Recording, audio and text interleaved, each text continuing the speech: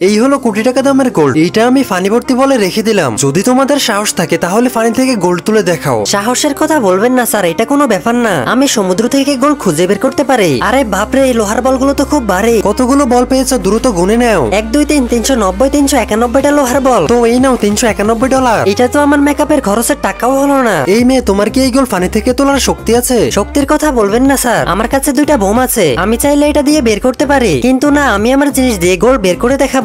আচ্ছা আচ্ছা, ও নো, গোলটা পড়ে গেল। চলো বলগুলো গুনে নি। 1 2 3 77 78টা বল। এই নাও $78। আমার এই জালির বাটির শক্তি দেখো, কিভাবে গোল বের করতে হয়। আরে আজা আজা গোলজি, ও শালার গোলটা পড়ে গেল।